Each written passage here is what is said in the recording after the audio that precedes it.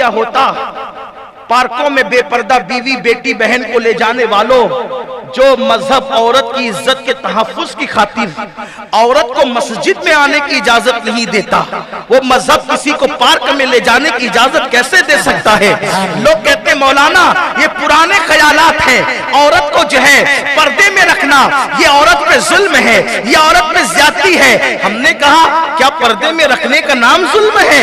अगर पर्दे में रखने का नाम जुल्म है तो तूने औरत को तो बाहर किया, अपनी दौलत को क्यों बाहर नहीं करता? जरा ला करके, जैसे औरत को तूने रोड पे मेज पर सजा कर रख दिया, बाजारों की जीनत बना दिया, पार्कों की जीनत बना दिया, कभी दौलत और जेवरात निकाल के उसको भी पार्कों में ला के रख दे, कभी उसको भी चौखट पे ला के रख दे, कभी उसको भी रोड पे ला के रख दे। कहेगा नहीं नहीं मौलाना वो तो बहुत कीमती चीज है। तो नादान, दौलत से ज्यादा कीमती अगर कोई इस्लाम के नजदीक चीज है तो उसको औरत कहते हैं। अगर औरत बच्ची की शक्ल में पैदा हो तो माँ बाप के लिए जन्नत है, नेक औरत की शक्ल में हो तो शौहर के लिए जन्नत है, और जब माँ बन जाती है तो जन्नत उसके कदमों में सिमट कर आ जाती है। मेरे नबी फरमाते हैं अल जन्नतो तामिल उम्महात, जन्नत तुम्हारी माँ के कदमों के नीचे। नारे तकबीर, नारे रिसालत, मसलक आला हजरत, मजहब इस्लाम, अल्लामा ममीनुल कादरी साहब तबिल्ला, नारे तकबीर, नारे रिसालत, इस्लाह माशरा कॉन्फ्रेंस। अब बताओ क्या जन्नत से कीमती कोई चीज है? और हमारे यहाँ बेटी की शक्ल में तो जन्नत, बीवी की शक्ल में तो जन्नत, माँ की शक्ल में तो जन्नत। तो जन्नत को रोड पे लेके घूमोगे? अरे अल्लाह ने भी जन्नत को बेपर्दा नहीं रखा, बल्कि बहुत ऊपर उठा के रखा। मैं तवज्जो चाहता हूं अहले इल्म की तवज्जो। जन्नत को इतना छुपा के रखा, न वहां तसव्वुर जा सकता है, न वहां तखय्युल जा सकता है, न वहां जिंदा जा सकता है, न वहां मुर्दा जा सकता है। अल्लाह जिसे चाहेगा वही जाएगा जो उसका महरम राज होगा, उसके अलावा कोई नहीं जा सकता। सबको आखिरत में जाना है, पहले कोई नहीं जा सकता। और फिर पर्दे में रखना अगर जुल्म है तो तूने दौलत पर्दे में क्यों रखी? कहा कीमती है। हम कहते कीमती चीज तो पर्दे में रखी जाती है, कीमती चीजें पर्दे में रखी जाती है। देखो सारी मस्जिदें, मैं सिर्फ समझाने के लिए कह रहा हूं इसको, सारी मस्जिदें बेपर्दा, ठीक तवज्जो, सारी मस्जिदें बेपर्दा, सारी मस्जिदें बरहना, सारी मस्जिदें खुली हुई। क्यों खुली है? बेपर्दा है। मस्जिद एहतराम की जगह है लेकिन सब खुली हुई है। लेकिन जो सारी मस्जिदों में सबसे अफजल तरीन मस्जिद है, जिसको हरमे काबा कहते हैं, उसको पर्दे में रख करके गिलाफ डाल के बताया गया कि नागपुर की मस्जिद और है, काबतुल्लाह और, दिल्ली की मस्जिद और है, काबतुल्लाह और है। जो बेपर्दा है वो आम मस्जिद है, जो बेपर्दा है वो खास मस्जिद है। नारे तकबीर, नारे रिसाला, सैयद अमीरुल कादरी साहब क़िबला। सुभान अल्लाह, सुभान अल्लाह। बहुत खूब। कुछ लोग इधर उधर बैठ करके कूदते थे, ये औरतों को पर्दे में रख के रखे, इनको स्टॉप लगा दिया। इनको देखकर ऐसा लगता है कि जैसे कचरे का डब्बा है, जैसे कचरे का। कहां तो सारी औरतों को बेपर्दा करने चले थे। कुदरत ने कहा पर्दे के दुश्मनों, अब हम मर्दों को भी पर्दे में कर देंगे। कुदरत को चैलेंज करने चले हो, लगा करके फिरो मुंह पर, मुंह छुपाए छुपाए फिरो। मुंह कौन छुपाता है? या तो कीमती छुपाता है या तो मुजरिम छुपाता है। कीमती तो हो नहीं तो हो क्या तुम? कीमती का मुंह तो कुदरत ने छुपाया, तो तुम कीमती तो हो नहीं। और तुम कौन हो?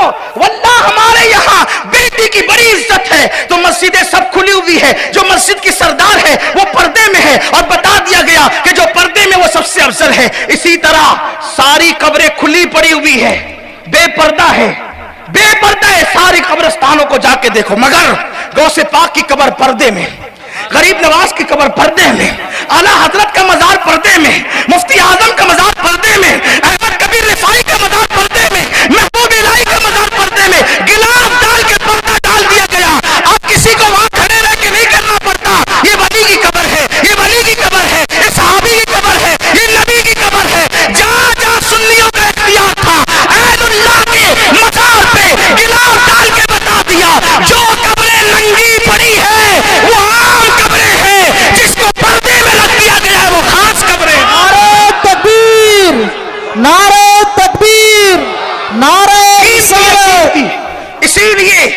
ہم قبروں کو دیکھ کر فاتحہ پڑھتے ہیں. جس قبر پہ غلاف ہے شرابی کی نہیں ہوگی, جواری کی نہیں ہوگی, نہیں ہوگی کسی پاپی کی, کیونکہ اس پہ غلاف ہے, پردے میں ہے. بہت لمبی ہو سکتی ہے لیکن زیادہ لمبی نہیں کرتا, مختصر کرنا چاہتا ہوں. دنیا میں کروڑوں کتابیں چھپ چکی ہے, چھپ رہی ہے, ساری کتابیں ننگی پڑی ہوئی ہے, لیکن ایک کتاب ہے جو اللہ کی کتاب ہے, وہ جزدان میں رکھ کر بتائی جاتی ہے. جس کو کتابوں میں سب سے افضل سمجھا اس کو بھی پردے میں رکھا. اور ایک بات کہوں, مخلوق کو سب کو بے پردہ کر دیا, خالق پردے میں رہ کر بتا رہا ہے. بولو خالق پردے میں ہے کہ نہیں, جیسا کہ اس کی شان ہے. ارے حجابات اٹھانے کے لیے موسیٰ کہے تو بھی کہا جائے نہیں اٹھائیں گے, موسیٰ کے لیے بھی نہیں اٹھائیں گے. پردہ کتنا اہم ہے. وہ ایک ہی ہے جس کے لیے بے حجاب ہو جائیں گے, وہ ایک ہی ہے جس کے لیے بے نقاب ہو جائیں گے, وہ ایک ہی ہے جس کے لیے پردے اٹھا دیں گے. جیسا کہ اپنی شان ہے, وہ کہا وہ کون ہے, وہ کہا جو محبوب ہوتا ہے پھر اس سے پردہ نہیں ہوتا, اسے تو بلائیں گے بھی بے پردہ اور دیدار بھی کرائیں گے بے پردہ. تو مجھے دیکھ لے, میں تجھے دیکھ لوں, دیکھنے کا مزہ آج کی رات ہے. لیکن دیکھا کس نے, تو میرے امام نے کیا پردہ اس سے بھی اٹھا, رازوں سے پردہ اٹھا. کہتے وہی ہے اول, وہی ہے آخر, وہی ہے ظاہر, وہی ہے باطن. گیا کون؟ لوگ لڑ رہے ہیں, لوگ مناظرے کر رہے, کون گیا, کون گیا, کون گیا.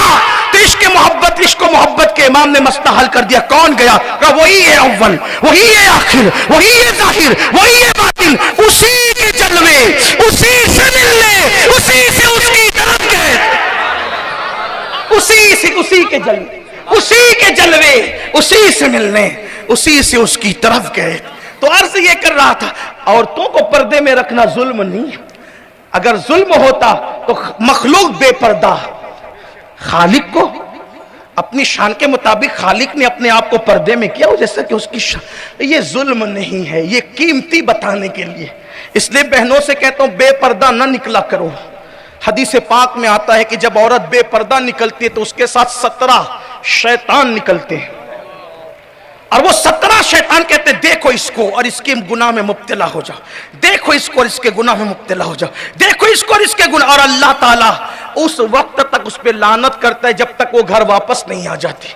اللہ کی لعنت, فرشتوں کی لعنت, تمام مومنین کی اس پہ لعنت ہوتی ہے جو بے پردہ گھر سے نکلتی ہے. یہ ہے بے پردہ نکلنے والی عورت کے لیے سزا اور اس کا وبال. جس پہ لعنت برستی ہو اس کے گھر ہاتھ کے پکے ہوئے کھانے میں برکت کیا ہوگی, جس پہ لعنت برس رہی ہو وہ گھر کے لیے ملکہ کیا ثابت ہوگی.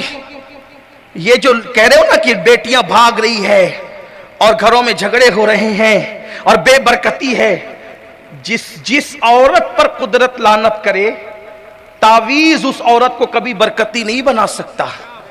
ہم تعویذ کے مخالف لوگ نہیں ہیں, لیکن تعویذ کو سب کچھ ماننے والے لوگ بھی ہم نہیں ہیں, یہ بھی یاد رکھنا.